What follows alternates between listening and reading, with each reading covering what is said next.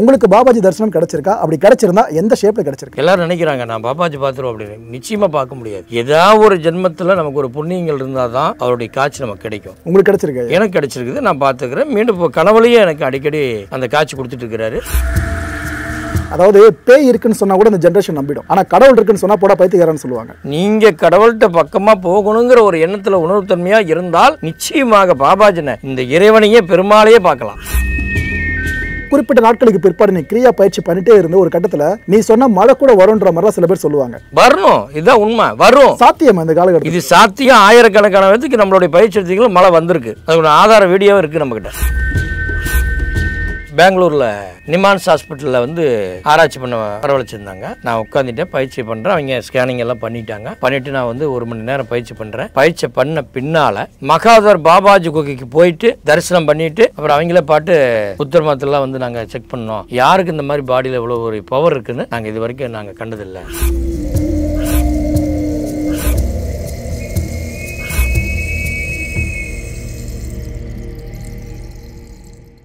வணக்கம் மாயம் ஸ்டுடியோஸ் களம் நிகழ்ச்சி நேயர்களே.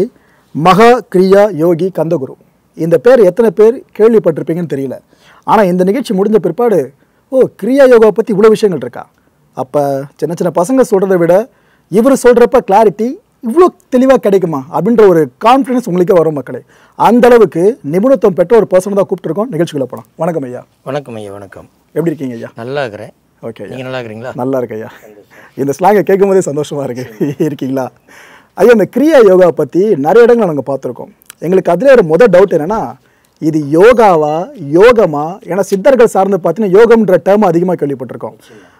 நேஷ்னல் வைஸாக சரி, இன்டர்நேஷ்னல் வைஸாக சரி, யோகான்ற டேர்ம் அதிகமாக பரிச்சயமாக இருக்குது. பரங்கிப்பேட்டையை பூர்வீகமாக கொண்டு வர நம்ம பாபாஜின்னு இருக்கப்ப அவர் அருள்ன ஒரு கலையை யோகா பார்க்கப்படுது, இந்த கிரியா பார்க்கப்படுது அப்படின்னா உண்மையிலே இதை நம்ம யோகம்னு சொல்லணுமா, யோகான்னு சொல்லணுமா? ஐயா, இது வந்து யோகம்தான், இது யோகா கிடையாது. நிறைய பேர் வந்து யோகான்னு தான் நினைக்கிறாங்க. இது வந்து யோகா அப்படின்னு சொன்னாவே உடலில் வந்து ரத்தத்தில் வந்து ரத்த ஓட்டத்தை வந்து வேகப்படுத்துறது தான் யோகா.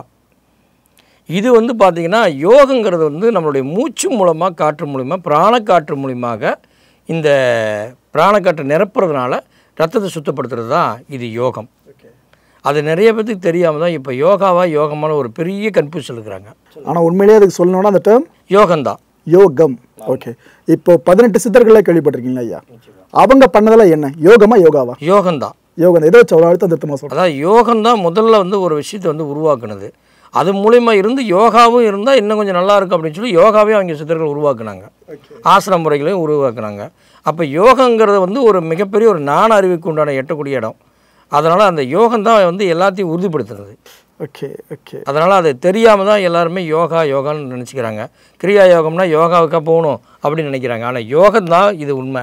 அதனால் யோகங்கிறது இது வேறு, யோகாங்கிறது இது வேறு. அப்போ இது யோகம் தான் முழுக்க. ஓகே, இந்த ஜென்ரேஷனுக்கு ஒரு விஷயத்தை நல்லா தெளிவாக சொல்லுங்கள். அதனால தான் பாபாஜி வந்து உட்காந்து யோகம் பண்ணார். யோகாவை வளைச்சி உடம்பை காட்டல எங்கேயுமே. அது அவங்க யோகாசனான்னு சொல்லுவாங்க. யோகாசனங்கிறது அவர் பாபாஜி செஞ்சுருந்தே சொல்லலாம். அந்த மாதிரி எங்கேயுமே செஞ்சதாக இது வரைக்கும் ஒரு படத்தில் கூட நான் பார்க்கல. அதனால் இது யோகம்தான வழியா அவர் உட்காந்து இடத்துல வந்து யோகம்தான் செய்தார். பாபாஜியோட ஒட்டுமொத்த உருவ தோற்றம் இருக்குல்ல, அதை பார்க்கணுன்ற ஒரு சந்தோஷம், அந்த எதிர்பார்ப்பு நிறைய பேருக்கு இருக்கும். உதாரணத்துக்கு பாபா படம் பார்த்துருப்பீங்க, அதில் ரஜினி சாரே பார்த்தீங்கன்னா அவரோட வாய்ஸ் ஓவர் வரும். ஆனால் அந்த உருவ தோற்றத்தை வெளிப்படையாக காமிக்க மாட்டாங்க, ஒரு மாதிரி பிரகாசமான ஒளி மட்டும்தான் இருக்கும். பாபாஜி அவர்களோட தரிசனம்ன்றது ரஜினி சாரி கிடைச்சிருக்கு. அதனால் அந்த ஒளி ஸ்வரூபத்தை ஒரு கரெக்டாக புரிஞ்சுக்கிட்டு படத்தில் வச்சிருக்கிறதா ஒரு கூற்று இருக்குது. உங்களுக்கு பாபாஜி தரிசனம் கிடைச்சிருக்கா? அப்படி கிடைச்சிருந்தா எந்த ஷேப்பில் கிடைச்சிருக்கு? அதாவது இங்கே பாபாஜி அப்படிங்கிறது வந்து நம்ம பரங்கிப்பேட்டில் பிறந்தாருன்னு நம்ம சொல்கிறோம், 2000 ஆண்டுகளுக்கு முன்னால் பிறந்தான்னு சொல்கிறோம். ஆனால் அவர் வந்து சாதாரண மனிதர் கிடையாது. நம்ம வள்ளலார் மாதிரி மிகப்பெரிய சக்தி படித்து தெய்வீக மனிதர். அவரை சாதாரணமாக பார்த்துடலாமான்னா பார்க்க முடியாது. எல்லோரும் நினைக்கிறாங்க நான் பாபாஜி பார்த்துருவோம் அப்படின்னு. நிச்சயமாக பார்க்க முடியாது. ஏதாவது ஒரு ஜென்மத்தில் நமக்கு ஒரு புண்ணியங்கள் இருந்தால் தான் அவருடைய காட்சி நமக்கு கிடைக்கும். அதுலேயே வந்து நம்ம பண்ணக்கூடிய பயிற்சி, கிரியா பயிற்சி பண்ணும்போது அந்த தீப ஒளி மூலமாக நம்ம பார்க்கும்போது நமக்கு அந்த வாய்ப்பு இருந்தால் நிச்சயமாக அந்த காட்சி கிடைக்கும். உங்களுக்கு கிடைச்சிருக்கு? எனக்கு கிடைச்சிருக்குது, நான் பார்த்துக்கிறேன். மீண்டும் இப்போ கனவுலையே எனக்கு அடிக்கடி அந்த காட்சி கொடுத்துட்டு இருக்கிறாரு. ஒவ்வொரு இடத்துக்கு நான் கிளம்பும்போது எனக்கு அந்த காட்சி கொடுப்பாரு. அப்படி காட்சி கொடுக்கும்போது நான் கிளம்பி வருவேன். இந்த மாதிரி ஒரு சில விஷயம் ஒரு 3 நாளைக்கு முன்னே எனக்கு நடக்கும். அதனால் எனக்கு அந்த சப்போர்ட் இருக்கிறனால தான் நான் வந்து இந்த கிரியா யோகத்தை ரொம்ப எவ்வளோ தூரம் பரப்ப முடியுமோ அவ்வளோ தூரம் பரப்பணும்னு நான் முடிவு பண்ணியிருக்கிறேன். சூப்பர், நல்ல விஷயம் ஐயா. ஐயா, இப்போ நம்ம ஜென்ரிக்காக பேசுவோம். இப்போது எனக்கு ஸ்பிரிச்சுவல் நம்பிக்கை இருக்குன்றக்கப்ப நீங்கள் சொல்கிறத நான் ஓரளவுக்கு நம்பலாம். ஆனால் பார்க்குற எல்லாருமே அப்படி நம்ம சொல்ல முடியாது. அது எப்படி, அதாவது பேய் இருக்குன்னு சொன்னால் கூட இந்த ஜென்ரேஷன் நம்பிடும். ஆனால் கடவுள் இருக்குன்னு சொன்னால் போட பைத்தியக்காரன்னு சொல்லுவாங்க. அப்படி இருக்கிறப்ப ஒரு பர்சன் கடவுளை பார்த்துருக்குன்னு சொல்கிறாருன்னா இது இந்த தலைமுறை தப்பாக எடுத்துப்பாங்கன்னு தெரிஞ்சால் நீங்கள் ஓப்பனாக கிளைம் பண்ணுறீங்களே, இந்த தைரியம் உங்களுக்கு எப்படி வருது ஃபஸ்ட்டு? இல்லை, அதாவது கடவுள் இருக்கிறான்னு சொல்கிறோம். கடவுள் இருக்கிறாருன்னா எங்கே போய் காட்டுறதுனா யாராலையும் காட்ட முடியாது. இப்போ நம்ம ஒரு சின்ன வார்த்தையை கூட ஒரு உதாரணமாக சொல்லிக்கலாம். கடவுளை பார்க்கணும் அப்படின்னு நம்ம நினைக்கும் போது ஒரு உணர்வுத்தன்மை மூலம் தான் கடவுளை பார்க்க முடியும். அப்போ உணர்வுனா என்ன? நம்முடைய ஒரு உணர்ச்சிகள். அப்போ உணர்ச்சிங்கிற ஒரு சக்தி இருக்கிறனால தான் ஒரு பசுமாடு கண்ணு போடுது. கண்ணு போட்டோடனே அந்த பசுமாடு வந்து என்ன பண்ணுது, அந்த குட்டியை வந்து நக்கிட்டே இருக்கும். அப்போ நக்கிட்டு இருக்கும்போது அந்த குட்டி என்ன பண்ணும், நம்ம பால் குடிக்கணுங்கிற அந்த ஒரு உணர்வு ஏற்படும். உடனே அந்த பசுமாடு எனக்கு பின்னால் தான் இருக்குது, நீ போய் குடி அப்படின்னு சொல்லி அதை ஒரு உணர்வில் அப்படியே ஒரு பாசத்தில் பார்க்கும். அப்போ உடனே அந்த கண்ணுக்குட்டி போய் உடனே அந்த மடிக்கிட்டு போய் நின்று பால் குடிக்க ஆரம்பிக்கும். அப்போ இதெல்லாம் வந்து யார் நம்ம சொல்லி கொடுத்தோம் அந்த செஞ்சது கிடையவே கிடையாது. ஒரு உணர்வுத்தன்மையில் அது போய் இது பண்ணு. அந்த மாதிரி நீங்கள் கடவுள்கிட்ட பக்கமாக போகணுங்கிற ஒரு எண்ணத்தில் உணர்வுத்தன்மையாக இருந்தால் நிச்சயமாக பாபாஜினை இந்த இறைவனையே பெருமாளையே பார்க்கலாம். அப்பா, பெரிய வார்த்தை ஐயா. ஏன்னா உங்கள் வயசுக்கு நீங்கள் சொல்கிறது எங்களுக்கான அறிவுரைகள். அதனால தான் ஐயா நிறைய யோகம் இருக்கலாம், யோக முறைகள். நாங்கள் கேள்விப்பட்ட அட்டாங்கம்லாம் சொல்லுவாங்க, கேள்விப்பட்டிருக்கோம். ஆனால் இதெல்லாம் தவிர்த்துட்டு கிரியா தான் மோஸ்ட் பவர்ஃபுல்லு. இதை வச்சு நீ எதை வேணாலும் சாதிக்கலாம், உனக்கு இவ்வளோ பெனிஃபிட்ஸ் இருக்குது தெரியுமா? அதாவது ஒரு குறிப்பிட்ட நாட்களுக்கு பிற்பாடு நீ கிரியா பயிற்சி பண்ணிட்டே இருந்து ஒரு கட்டத்தில் நீ சொன்ன மழை கூட வரும்ன்ற மாதிரிலாம் சில பேர் சொல்லுவாங்க. ஆனால் இப்போ ஆதாரம் இல்லாமல் நான் எதுவுமே நம்ப மாட்டோன்னு இருக்கப்போ இந்த ஜென்ரேஷன், நீங்கள் இதை எப்படி பார்க்குறீங்க? ஐயா, மழை வரணும் அப்படிங்கிறது வந்து இயற்கை. இயற்கையில் மழை வர்றதுக்கு நம்ம வந்து வான்னு சொன்னால் மழை வருதுன்னா அது எந்த விதத்தில் வரும்? இது எப்படி நம்ம ஏற்றுக்க முடியும்? இது வந்து நானே சொல்லிக்கிறேன். நீங்கள் 21 நாள் பயிற்சி பண்ணால் உங்கள் உடல் மாறும். 48 நாள் பயிற்சி முடிச்சுட்டு மழையை கூப்பிட்டா மழை வரணுன்றீங்களா? வரணும், இதுதான் உண்மை. வரும், சாத்தியம். இந்த காலகட்டத்தில் இது சாத்தியம். ஆயிரக்கணக்கான பேருக்கு நம்மளுடைய பயிற்சி எடுத்தீங்களும் மழை வந்திருக்கு. அதோட ஆதார வீடியோவும் இருக்குது நம்மக்கிட்ட. ஓகே, தெரியாமல் கேட்குறேன். இப்போ 40 பேர் உங்கள்கிட்ட பயிற்சி எடுக்கிறாங்க. 40 பேர் 48 நாட்கள் பயிற்சி முடிச்சிட்டாங்க. ஒரே நேரத்தில் 40 பேர் மழை வரணும்னு வேணா அப்போ ஊர் என்ன ஆகுறது? அதுமாதிரி நீங்கள் சொல்கிறது பாசிபிள் நடந்து. மழைங்கிறத வந்து நம்ம கூப்பிட்றோம், அந்த மழை வரும், அவ்வளோதான். ஊரை அழிக்கிற அளவுக்கு வரணும்னு நம்ம கேட்கலையே. மழை வரணும், அவ்வளோதான். மழை வந்துடுச்சு. ஆனால் பாசிபிலிட்டி இருக்குன்றீங்க. ஆமாம், உண்மைதான். நம்ம என்ன நினைக்கிறோமோ அது நடக்கணும். அப்போ மழையை வந்து நம்ம கூப்பிட்டு வந்துச்சுன்னா நம்ம நினைக்கிறது நடக்குதுன்னு அர்த்தம். ஒரு டெஸ்டிங் தான் அது. நம்மளும் பிரபஞ்சத்துக்கும் ஒன்றாக இணைஞ்சிருக்கிறோமாங்கிற ஒரு டெஸ்டிங். ஓகே, இப்போ நானும் பிரபஞ்சமும் கனெக்டாக இருக்கோம் ஐயா. அப்போ எனக்குன்னு ஒரு விஷயம் கேட்டு அது கிரியா மூலமாக கிடைக்கிறனால பொருத்தி பார்த்துக்க முடியுது. சரி, நான் கனெக்ட் ஆன நாளைக்கு கிடச்சிருச்சுன்னு. ஆனால் மழைன்றது எல்லாருக்குமானது. ஸோ இது போலையும் பொது பலனையும் கொண்டு வர முடியுமான்னு கேட்குறேன். இயற்கை வந்து 5 பஞ்சபூதங்க ஐயா. இந்த 5 பஞ்சபூதங்களும் நம்ம உடலில் இருக்குது. இந்த உடலுக்கும் இயற்கைக்கும் ஒன்றா சம்மந்தமாக இருந்தால் தான் இந்த உலகத்தில் வாழ முடியும். அப்படி தான் நம்ம ஒவ்வொரு நிமிஷம் வாழ்ந்துட்டுருக்குறோம். நம்மளை கேட்டால் நம்ம காற்று சுவாசிக்கிறோம், இல்லை நம்மளை கேட்டால் நம்ம தண்ணி குடிக்கிறோம், நம்மளை கேட்டால் நம்ம சாப்பிட்றோம்.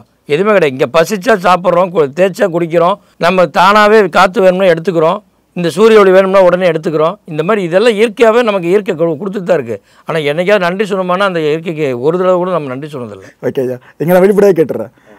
கடவுளா இயற்கையா? உங்களோட நம்பிக்கை எங்க? கடவுள் வந்து இயற்கையில் தான் இருக்கார். ஓ, ஓகே. இயற்கை தான் கடவுள். அதாவது கிரியா யோகம்னு நீங்கள் கேட்டீங்க ஒரு கேள்வி. கிரியா யோகத்தில் மட்டும் ஏன் இந்த பவர் இருக்குது, மற்ற இதில் இல்லை அப்படின்னு ஒரு கேள்வி கேட்டீங்க. நிச்சயமாக வந்து இந்த கிரியா யோகத்தில் தான் அதிக பவர் இருக்குன்னு நான் சொல்ல முடியும். ஏன் சொல்கிறேன்னா, ஒரு மந்திரங்கிறது ஒரு மிகப்பெரிய ஒரு சக்தி. இந்த மந்திரத்தை உருவாக்குறதுக்கு முதல்ல ஒரு இடம் வேணும். இப்போ ஒரு வீடு கட்டுறதுன்னா நீங்கள் என்ன நினைப்பீங்க? ஒரு பேஸ்மெண்ட்டை போடணும்னு நினைப்பீங்க. அந்த பேஸ்மெண்ட்டை போடுறதுக்கு அந்த இடம் வந்து முதல் சுத்தமாக இருக்குதா, அப்புறம் அந்த இடத்துல பேஸ்மெண்ட்டை போடலாமா, அப்புறம் வீட்டை ஆரம்பிக்கலாமான்னு நீங்கள் முடிவு பண்ணணும். அப்போ இந்த கிரியாங்கிறது முதல்ல நம்ம உடலை ஆரோக்கியமாக படுத்துது. இந்த ஆரோக்கியம் இருந்தால் தான் நீங்கள் மற்ற எல்லா யோகத்துக்குள்ளேயும் போக முடியும். ஓ, நீங்கள் எந்த யோகம் வேணால் எடுத்துக்கலாம். அது ஒவ்வொரு யோகமும் ஒவ்வொரு சக்கராக்குள்ளே போகிறது தான். ஆனால் அந்த சக்கராக்குள்ளே போனாலும் அதனுடைய பாதிப்புகள் வர்றது யாருக்கு தெரியுதில்ல. முதல்ல உடல் ஆரோக்கியமாக வேணும். உடல் ஆரோக்கியமாக இருந்துட்டால் நீங்கள் எந்த யோகத்தை வேணால் எடுத்துக்கலாம், தப்பில்லை. ஆனால் கிரியா யோகம் அப்படி கிடையாது. உடலையும் ஆரோக்கியப்படுத்தும், உங்கள் ஆன்மாவையும் சுத்தப்படுத்தும், உங்கள் மனதையும் சந்தோஷப்படுத்தும், உங்களை கூடு விட்டு கூடுபாய வைக்கும். அப்பா, அதெல்லாமா? ஆமாம், நிச்சயமாக கூடு விட்டு கூடுபாய வைக்கும். இந்த ஆன்மாவை எடுத்துகிட்டு நீங்கள் போகிற பயணம் உங்களுக்கு தெரியும். மறுபிறவி இல்லாத ஒரு வாழ்க்கையை வாழ முடியும் கிரியா யோகம் மூலமாக. ஓகே ஐயா, நீங்கள் கூடு விட்டு கூடு பாடுதுன்னு சொன்னதை போகர் சித்தரோட கனெக்ட் தான் எங்களுக்கு கிடைக்குது. ஏன்னா அவர் பற்றி நாங்கள் படிக்கிறப்ப இந்த விதையை பற்றி தெரிஞ்சிருக்கோம். அப்படின்னு பார்த்தீங்கன்னா இந்த ஒரு கலையை, இந்த யோகத்தை போகர் சித்தர் வரைக்கும் கற்று தெரிஞ்சு வச்சிருக்காருன்னு சொல்ல வரீங்களா? இல்லைங்க, அதாவது போகர்னு இல்லை, இந்த கலையை உருவாக்குனதே பெருமான் தான். ஓகே, பரமேஸ்வரரும் பரமேஸ்வரி தான் இதை உருவாக்குறாங்க. இந்த கலை பரமேஸ்வரியை உருவாக்கி யார் கொடுக்குறாங்கன்னா மகாவிஷ்ணு கொடுக்குறாங்க. மகாவிஷ்ணு மூலிமா அகத்திய முனிவருக்கு கிடைக்குது. அகத்திய முனிவரிலிருந்து அர்ஜுனுக்கு கிடைக்குது. அர்ஜுன் மூலமாக பல சித்தர்களுக்கு மகான்களுக்கு இந்த மாதிரி வருது. இப்படி வரும்போது தான் காலப்போக்கில் மகாதர் பாபாஜிக்கு வருது. மகாதர் பாபாஜிலேருந்து நம்மளுடைய இயேசுநாதர் கிடைக்குது. அதுக்கு அடுத்து நபிகள் நாயகத்துக்கு கிடைக்குது. இப்போ 3 மதத்துக்கு இந்த கிரியா யோகம் இருக்குது, ஆனால் யாருக்குமே தெரியாது. இப்போ நீங்கள் சொன்ன விஷயத்தையும் யாரும் ஒத்துக்க மாட்டாங்க. அதாவது கிறிஸ்தவர்களும் இஸ்லாமிய நண்பர்களும் அது எப்படிங்க சொல்லுவீங்க? ஏன்னா இந்த கிரியான்றதை ஹிந்து மார்க்கம் சார்ந்தால் எல்லாரும் பார்த்து பழக்கம். ஏன்னா கடவுள்கள் இப்படி வரதுனால இந்த பக்கம் பார்ப்பாங்க. அவங்கள கன்வின்ஸ் பண்ணுறதா இருந்தால் நீங்கள் எப்படி சொல்லி புரிய வைப்பீங்க? இல்லை, அது வந்து ரகசியம், அதை நம்ம அந்த இடத்துல சொல்ல முடியாது. ஓகே, நான் படிச்ச வரைக்கும் அதை சொல்கிறேன். உங்ககிட்ட கனெக்டாக தான் பாருங்கள். இப்போது ஜீசஸ் பார்த்தீங்கன்னா நடுவில் ஒரு 12-14 வருஷங்கள் ஒரு என்ன ஆனார் எங்கே போனான்னு யாருக்கும் தெரியாது. முகமது நபி அவர்கள் ஸல்லல்லாஹு அலைஹி வஸல்லம் அவரும் நடுவில் 12-14 வருஷம் எங்கே போனான்னு தெரியாது. ஸோ இது எல்லாரும் சில பேர் கிளைம் பண்ணுறது இல்லை, அவங்கெல்லாம் கிரியா யோகா தான் பயிற்சி பண்ணிட்டு இருந்ததா சொல்கிறாங்க. நம்பிக்கை தான், பட் இது வரைக்கும் நிரூபிக்கப்படலை. நீங்கள் சொல்கிற விஷயம் இதோட கனெக்ட் ஆனதா? ஆமாம், நிச்சயமாக இந்த ஒரு மந்திரத்தை 3 பேருமே ஒரு மாதிரி தான் எடுத்திருக்காங்க. நபிகள் நாயகமாக சரி, இயேசுநாதர் சரி, பாபாஜி சரி, எல்லாமே எடுத்திருக்காங்க. ஆனால் இதில் என்ன ஒரு ஸ்பெஷல் அப்படின்னு கேட்டிங்கன்னா, மகாதர் பாபாஜி ஒரு சம்சாரி எடுக்கலாம், சாதாரண மனிதனும் எடுக்கலாம்னு சொல்லிட்டாரு. கல்யாணம் ஆனவங்களும் எடுக்கலாம். நிச்சயமாக எடுத்துக்கலாம், இதெல்லாம் எந்த ஒரு இடையூறுகளும் கிடையாதுன்னு சொல்லிட்டாரு. ஐயா, இப்போ நான் கிரியா யோகா கற்றுக்கணும்னு விரும்புகிறேன். ஒரு சில விஷயங்கள் இருக்குல்ல, அதாவது நீ ஒன்று முதல்ல தயார்படுத்தணும் அப்படின்னு சொல்லிட்டு நான்வெஜ் சாப்பிடக்கூடாதுன்னு முதல்ல ரூல் ஒன்று போடுவாங்க. ஒரு நாளைக்கு 3 வேளை குளிக்கணும்லாம் சொல்லுவாங்க. இது போல் நான் உங்ககிட்ட கற்றுக்க வரதா இருந்தால் நான் என்னென்னலாம் பண்ணணும்? கிரியா யோகம் பண்ணுறீங்க, நிச்சயமாக 2 நேரம் குளிச்சா போதும். அதே மாதிரி நான்வெஜ் சாப்பிட்லாம்னா சாப்பிட்லாம். அப்படிங்களா? ஆமாம், கட்டாயமாக சாப்பிட்லாம். நீங்கள் என்ன சாப்பிட்டுட்டே அதை சாப்பிட்டுட்டே வரலாம். ஏன் நான்வெஜ் சாப்பிட்டு நான் எப்படி பண்ண முடியும் அப்படின்னு நீங்கள் கேட்கலாம். நான் அதுக்கு ஒரு கேள்வி வச்சுருக்கேன். அதாவது நீங்கள் நான்வெஜ்ஜை வந்து ஆசைப்பட்டு உங்களுக்குள்ள ஆசையை அடக்கிட்டு நீங்கள் பயிற்சி பண்ணால் நிச்சயமாக பண்ண முடியாது. நீங்கள் நான்வெஜ்ஜை எடுத்துகிட்டு நீங்கள் பயிற்சி தீவிரமாக போனீங்கன்னா ஒரு குறிப்பிட்ட நாளில் நான்வெஜ் வேண்டாம், நீங்களே வெளியே வந்துடுவீங்க. அப்படி வர்றதா? இதுதான் விஷயம் அதில். ரைட்டு. ஆமாம், அதனால் நான்வெஜ் எடுக்கிறத வந்து தப்பு இல்லை. உங்கள் மன சூழ்நிலை எனக்கு நான்வெஜ் வேண்டாம் அப்படி, அப்போ என்னைக்கு சொல்லுதோ அன்றைக்கி தான் நீங்கள் வெளியே வர முடியும். நம்மளா நினச்சி பண்ணி இது வந்து பாரம்பரியமாக பழக்கிட்டாங்க நான்வெஜ்ஜை. நீங்கள் இந்த மாதிரி பண்ணணும், அந்த மாதிரி பண்ணணும், அதை பழக்கிறதுனால தான் நம்ம நான்வெஜ் விட்டு வெளியே வர முடியல. நிறைய பேருக்கு அதுதான், நான் ஆன்மீகத்தில் நிறைய பண்ண ஆசை இருக்குது, ஆனால் நான் வந்து நான்வெஜ்ஜை விட முடியலையே அப்படின்னு கேட்பாங்க. அப்போ நான்வெஜ்ஜை விடுறதுக்கு ஒரு காரணம் இந்த கிரியா மிகப்பெரிய உதவியாக இருக்குது. அப்பா, பெரிய விஷயம் ஐயா. சிவக்கிரியா யோகம் இது நாங்கள் கேள்விப்படாத ஒரு விஷயம். நீங்கள் முதல்ல சொன்னீங்க கிரியாவை அருள்னதே சிவபெருமான் அப்படின்ட்டு. அவர் பேரில் தான் யோகமே இருக்குது. அதை தாண்டி எதுக்காக சிவக்கிரியா யோகம்னு ஒன்று புதுசாக இருக்குது? கிரியாங்கிறது வந்து ஒரு சுத்தம், இதான் உண்மை. யோகங்கிறது ஒரு சுத்தப்படுத்தி உடலை ஒரு யோக நிலையை அடையிறது. இந்த ரெண்டும் வந்து நம்ம கொடுக்கும்போது சிவகிரியா யோகம்னு சொல்கிறோம். இந்த சிவன்னா என்னென்னா பெருமானுடைய மிகப்பெரிய சக்தி. அதாவது குருஜின்னு சொல்கிறோம். குருஜின்னா நான் குருஜியா? நான் குருஜி கிடையாது. குருஜிங்கிறது யார்? இந்த குருஜி எங்கேருந்து வந்தார்? இவருக்கு அப்படி எப்படி அந்த ஒரு பேர் வந்துச்சு? பெருமானே ஒருத்தர் குருஜியாக உருவாக்கித்தான் அவர் அனுப்பிச்சுக்கிறார். அவர் தான் அந்த குரு. அப்போ பெருமான் தான் குரு. பெருமான் வந்து இன்னொரு குருஜி மூலமாக வந்து குரு மூலிமா வந்துன்னு சொல்கிறோம். அப்போ அந்த குரு மூலிமா வந்த சக்தி தான் நம்மக்கிட்ட கொடுத்ததுனால நம்ம எடுத்துக்கிட்டோம். நாம் அந்த சக்தியை அடுத்து கொடுக்குறோம். அப்போ நம்ம ஒரு வேலைக்காரன் தான். அந்த வேலையை நம்ம செய்கிறது தான் நம்மளோட வழியை, நம்ம குருஜி கிடையாது.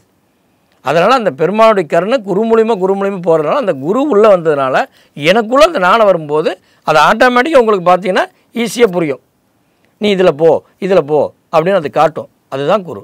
அது உங்களோட பேசும். இந்த கிரியா பண்ணி எல்லாத்துக்குமே இந்த பெருமாளுடைய கருணையில் உங்கள் ஆன்மா உங்களோட பேசுறதை நீங்கள் பார்க்க முடியும். அப்பா, பெரிய ஸ்டேட்மெண்ட்டாக இருக்குது சார். ஐயா, இன்னொரு விஷயம், இப்போ ஒரு சில ஆண்டோர்கள் நாங்கள் பேசியிருக்கோம். உங்களை மாதிரி இந்த ஃபீல்டில் இருக்க சில பேர் நாங்கள் டாக்குமெண்ட்ரி பேசுகிறப்ப அவங்க என்ன சொல்லுவாங்கன்னா, தம்பி நீ ஒரு இடத்துல உட்கார்ந்து அப்படியே பண்ணுறது தான் கிரியான்னு கிடையாது. நீ அப்படியே எடுத்துக்கலாம். ஒரு வேலையை நீ ஃபோக்கஸ்டாக பண்ணுறல, 10-20 மணி நேரம் ஆனாலும் அதிலே ஃபோக்கஸ்டாக இருக்கியா, அது ஒரு கிரியான்லாம் சொல்கிறாங்க. பிடிச்ச விஷயத்தை நீ அதில் இன்வால்மெண்ட்டாக பண்ணால் அது ஒரு கிரியான்னு சொல்கிறாங்க. இது எந்த அளவுக்கு உண்மை? கிரியாங்கிறதே முதல்ல சுத்தங்கிறது தான் பேர். நீங்கள் எதை சுத்தப்படுத்துறீங்க, எந்த செயலை செய்கிறீங்களோ அதுதான் கிரியான்னு பேர். ஆனால் இதனுடைய மூச்சு மூலமாக உடலை சுத்தப்படுத்தும் போது மிகப்பெரிய ஒரு நிலை ஏற்படுது. அந்த நிலையினுடைய சூட்சமான ரகசிய மந்திரம் தான் இந்த கிரியா. அப்போ இந்த ரகசியத்தை பயன்படுத்தும் பொழுது என்ன ஆகுன்னா உங்கள் ஆன்மா பிரதிபலிக்குது. அப்போ ஆன்மாவோடு நீங்கள் பயணம் பண்ண முடியும். அப்போ ஆன்மா வந்து உங்களுக்கு 1/4 மணி நேரத்துக்கு முன்னே என்ன வேணும் அப்படிங்கிறது அது டிசைட் பண்ணிடுது. நீங்கள் கேட்குறத அதை முன்கூட்டியே படம் பிடிச்சி கொண்டு வந்து உங்களுக்கு காமிச்சிடும். அதுதான் ஆன்மாவோட வேலை. ஓகே, உங்களுக்கு ஆன்மா மறுபிறவில நம்பிக்கை இருக்காயா? எனக்கு மறுபிறவி இருக்கிறதுங்கிறது உண்மை. நான் மறுபிறவி எடுப்போமா அப்படிங்கிறது கட்டாயமாக தெரியுது எனக்கு. நம்ம எடுக்கக்கூடாதுங்கிறது அது எனக்கு தெரியுது. ஆனால் ஆன்மா வந்து எப்படி பயணம் பண்ணுறது எனக்கு புரிஞ்சிச்சு. இப்போது அதை பற்றி சொல்ல முடியுமா? ஆமாம், நிச்சயமாக சொல்கிறேன். இப்போ அதாவது பார்த்திங்கன்னா, சமீபத்தில் நமக்கு பெங்களூரில் நிமான்ஸ் ஹாஸ்பிட்டலில் வந்து ஒரு ஆராய்ச்சி பண்ண வரவழைச்சிருந்தாங்க. நாங்கள் போயிருந்தோம். அப்போ வந்து என்னை ஆராய்ச்சி பண்ணும்போது மிஷின்லாம் பண்ணி பொருத்திட்டு உங்களை லேபில் வச்சு, ஆமாம் லேபில் வச்சு பண்ணாங்க. Okay okay. அப்போ பண்ணும்போது நான் சொல்லிட்டேன், நான் பயிற்சி பண்ணிவிட்டு நான் வந்து தியானத்துக்குள்ளே போயிடுவேன். எனக்கு வந்து எந்த மூச்சு கூட இல்லாமல் இருக்கலாம். அப்படி இல்லாத போது கட்டாயமாக என்னை யாரும் தொட்டி எழுப்பக்கூடாது. நான் எப்போ வரணும் அப்போ தான் நீங்கள் வரணும், தொட்டு எழுப்பணும். அதாவது சிவபுராணம் மட்டும்தான் நீங்கள் போடணும். நானாக தான் எந்திரிச்சு வருவேன். தயவு செய்து நீங்கள் மட்டும் என்னுடைய பாடியை வந்து தொட்டுறாதீங்க அப்படின்னு சொல்லிட்டேன். சரி ஓகேன்னு சொல்லிட்டாங்க. நான் உட்காந்துட்டேன், பயிற்சி பண்ணுறேன். அவங்க ஸ்கேனிங் எல்லாம் பண்ணிட்டாங்க. பண்ணிவிட்டு நான் வந்து 1 மணி நேரம் பயிற்சி பண்ணுறேன். பயிற்சி பண்ண பின்னால் ஒரு 3/4 மணி நேரம் மகாதர் பாபாஜி குகைக்கு போயிட்டு தரிசனம் பண்ணிவிட்டு திரும்பி வந்து நான் இந்த சிவபுராண பாடல் வந்து ஒரு பல மைலுக்கு அந்த பக்கம் எனக்கு கேட்குற மாதிரி தோணுது. அப்போ வந்து நான் அதை யூகம் பண்ணி ஆட்டோமேட்டிக்காக நான் வெளியே வரும்போது, என் உடலுக்கு வரும்போது ஒரு 20 நிமிஷம் ஆயிடுச்சு. அந்த டைமில் அவங்க வந்து ஸ்கேனிங் பண்ணும்போது அந்த கோடு கூட ஸ்கேன் பண்ணும். நம்மளுடைய மூச்சு போகிறது, நம்மளுடைய எண்ணங்க அலைகள் இருக்குது, இதெல்லாம் வந்து ஸ்கேன் பண்ணும். அதில் வந்து எல்லாமே பிளாங்க் ஆயிடுச்சு. அவங்க வந்து எனக்கு உயிர் போயிடுச்சு, இவர்கிட்ட எது இல்லை, எதுக்கு பாருங்கள் அப்படின்னு சொல்லி வெளியெல்லாம் பேசியிருக்காங்க அவங்க. அப்போ வந்து நான் இங்கே இருக்கிறது எனக்கு தெரியாது. ஆனால் அவங்க பின்னால் நான் எந்திரிச்சு வந்ததுனால தான் சொன்னாங்க, குருஜி நீங்கள் வந்து பண்ணும்போது எல்லாமே கோடு கூட போனது 1 மணி நேரம் கழிச்சு பிளாங்க் ஆயிடுச்சு, எல்லாருமே பயந்துட்டாங்க. இது என்னென்ன எங்களால் ஒன்றும் புரிஞ்சிக்க முடியல. அப்புறம் பார்த்துட்டு தான் நாங்கள் எங்களுடைய அந்த செல் போட்டு சார்ஜ் பண்ணியிருந்தோம், அது வந்து ஆஃப் ஆயிடுச்சு, இதுக்கு மேலே முடியாதுன்னு சொல்லிட்டு நாங்கள் சிவபுராணத்தை போட்டோம் அப்படின்னு சொல்லி சிவபுராணத்தை போட்டு தான் என்னை எழுப்புனாங்க. அப்புறம் அவங்களே பாட்டு, இந்த மாதிரி இது வரைக்கும் நாங்கள் பார்த்ததில்ல, இது ரொம்ப சந்தோஷமாக இருக்குது எங்களுக்கு இது பார்த்தது, இதனால் என்ன பயன் வரும்னு கேட்டாங்க. நான் சில விஷயங்கள் நல்லா நடக்கும்னு சொன்னேன். அவங்களே கிரியா பற்றி கேட்குறாங்க. கிரியா பற்றி கேட்டாங்க. மற்ற எல்லா யோகத்துலேயும் வந்து இந்த மாதிரி புத்தர் மதத்தெல்லாம் வந்து நாங்கள் செக் பண்ணோம், யாருக்கு இந்த மாதிரி பாடியில் இவ்வளோ ஒரு பவர் இருக்குதுன்னு நாங்கள் இது வரைக்கும் நாங்கள் கண்டதில்லை, இதான் ஃபஸ்ட்டு அப்படின்னு சொன்னாங்க. மீண்டும் 4 மாதம் கழிச்சு என்னை முழுசாக ஆராய்ச்சி பண்ண போகிறாங்க. ஆராய்ச்சி பண்ணுறாங்களா? ஆமாம். 21 நாள் வந்து சிவராத்திரிக்கு நான் எப்போயுமே தூங்க மாட்டேன். ஓகே. நான் பயிற்சியில் தான் இருப்பேன். அதனால் 21 நாள் தூங்க மாட்டீங்களா, அதனால் நான் உங்கள் கூடயே வந்துடுறேன்னு சொன்னாங்க.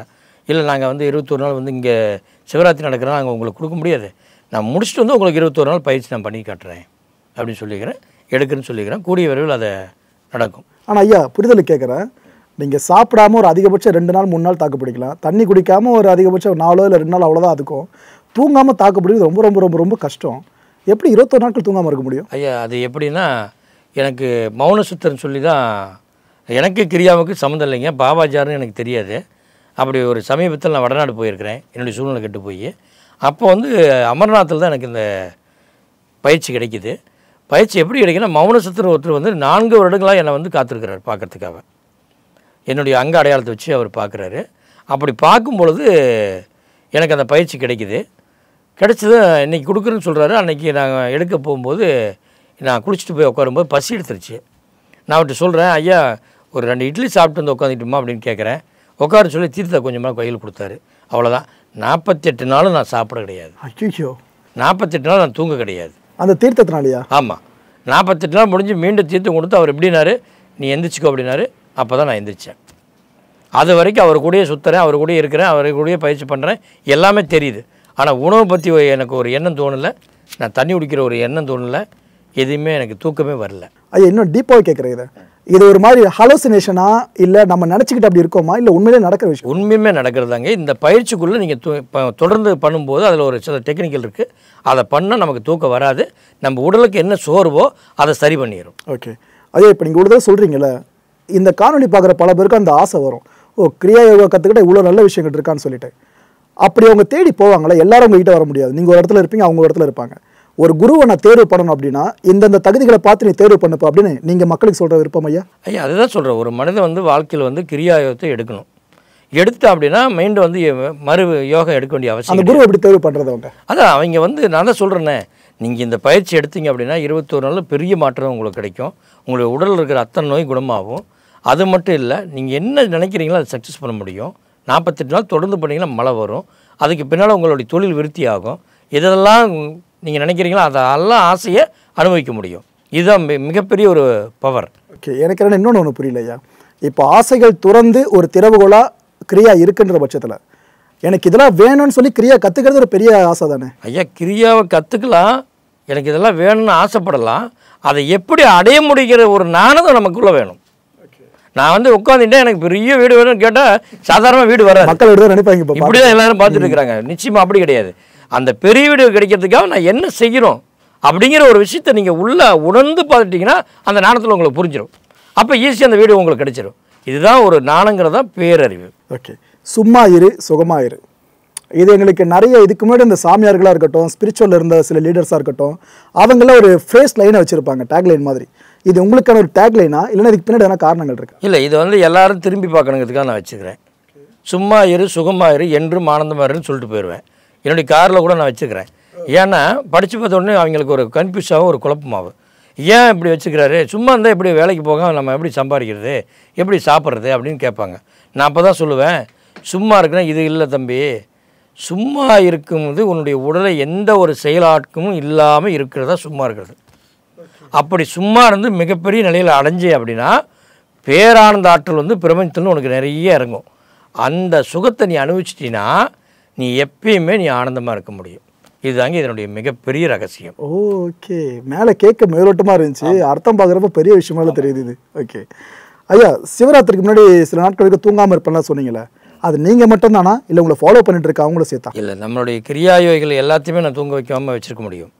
ஓகே, யாரெல்லாம் பயிற்சி எடுக்கிறாங்களோ அத்தனை பேர்த்தையும் நான் தூங்காமல் இருக்க வைக்க முடியும். பாசிபிளாக இருக்குது. அது ஒரு டெக்னிக்கல் இருக்குங்க. அதை சொல்லிக் கொடுத்தா உடனே அவங்க தூங்க மாட்டாங்க. 4 நாள் என்ன, 21 நாள் என்ன, 50 நாள் கூட தூங்க வேண்டியதில்லை. தூக்கங்கிறது முதல் விஷயமே என்னென்னு கேட்டிங்கன்னா இந்த உடலை வந்து அமைதிப்படுத்துறது. அதுதான் தூக்கம். ஒரு மனுஷனுக்கு 6 மணி நேரம் வேணும்னா 6 மணி நேரம் இந்த உடம்பை ஓய்வாக வைத்திருக்க வேணும். அதுதான் மிக மிக முக்கியம். அந்த ஓய்வில் உங்களுடைய மூளை சிறிது நேரம் அமைதியாக இருக்கணும். அப்படி இருக்கிறது தான் தூக்கம்னு நம்ம சொல்கிறோம்.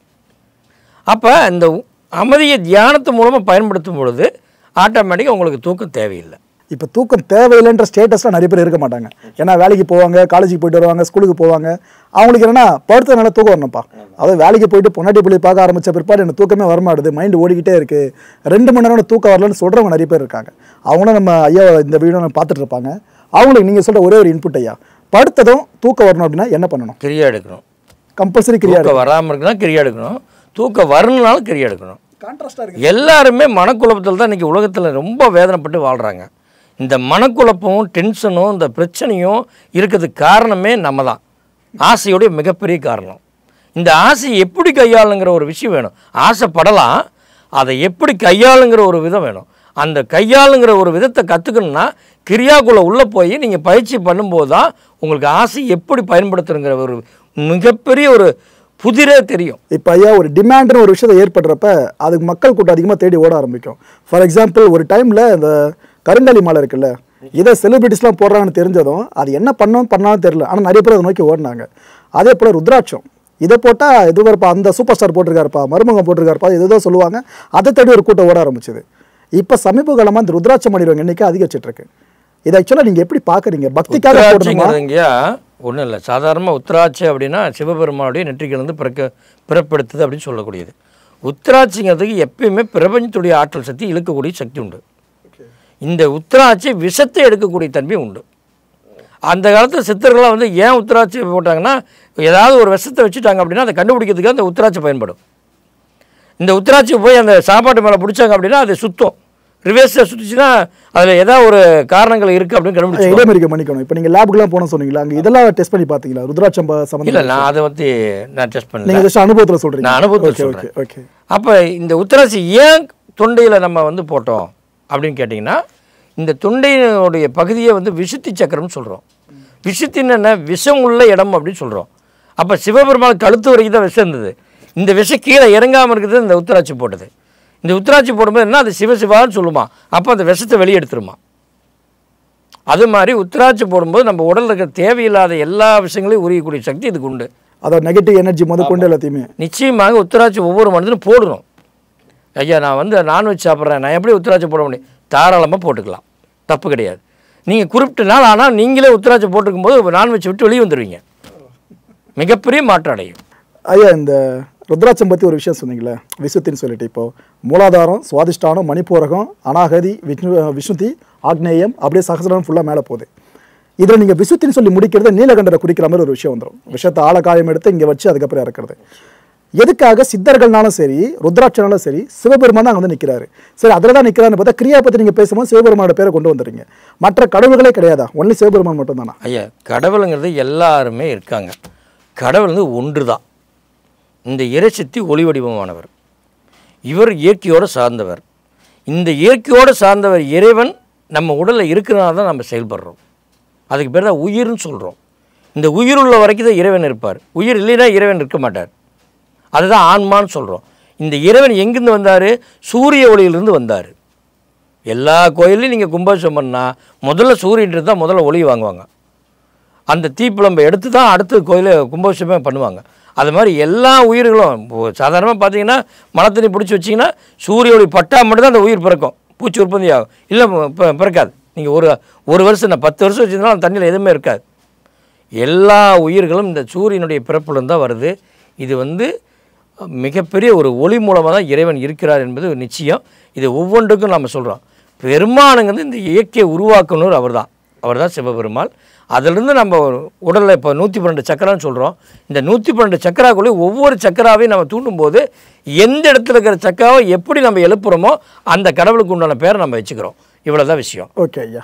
அதே போல் இந்த திருநீர், சிவபக்தர்கள் பெரும்பாலும் அணியிறது திருநீர் தான். நெற்றி மட்டும் இல்லை, கை, முதுகு, உடம்பு, வயிறுன்னு ஃபுல்லாக அவங்க அணிஞ்சிப்பாங்க. இந்த திருநீருக்கும் தத்துவம் இருக்குன்னு கேள்விப்பட்டிருக்கோம். அதை பற்றி விளக்கமாக சொல்ல முடியுமா? இல்லையா, திருநீர் பூசுறது மிகப்பெரிய ஒரு விஷயம். என்ன சொல்லுவாங்கன்னா சாம்பல் அப்படின்னு சொல்லுவாங்க. நான் இருக்கும்போது சாம்பல் வந்து இல்லாமல் இருக்கிறேன், இப்போ சாம்பலை எடுத்து பூசுகிறேன், நான் போகும்போது சாம்பல் தான் மிச்சம் எனக்கு அப்படிங்கிறத அந்த சாம்பல் தான் திருநீர். இந்த நிதர்சனம் தெரிஞ்சாலும் யாரும் பாவம் பண்ண மாட்டாங்க. நிச்சயமாக திருநீர்னா அதாவது சிவபெருமானுடைய உச்சிப்பகுதியிலேருந்து ஒரு கங்கா வருது, அந்த கங்காவோடு கலந்து வர்றோம், அதுக்கு நீர் அப்படின்னு பேர். அது வந்து சாம்பல் கரையக்கூடிய ஒரு இடம். அப்போ நம்ம என்ன சொல்கிறோம், கங்கையில் போய் நம்ம கரைக்கிறோன்னு சொல்கிறோம். அப்போ கங்கையில் அந்த சாம்பலை கரைக்கிறோன்னு சொல்கிறோம். அதுதான் சிவபெருமான ஒன்றோடு இணையத்துக்கு அந்த திருநீர், அந்த திருமேனிலேருந்து ஒரு நீர் வர்றது தான் திருநீர். அதை தான் நம்ம என்ன சொல்கிறோம், இந்த உடலை கரைக்கிறதுனால அது சாம்பல். அந்த சாம்பலை தான் நம்ம எடுத்து திருநீரை பூசிக்கிறோம். அப்போ இந்த 16 இடம்னா 16 இடத்துக்கு ஒரு செல்வம். நம்ம 16 செல்வம்னு சொல்கிறோம்.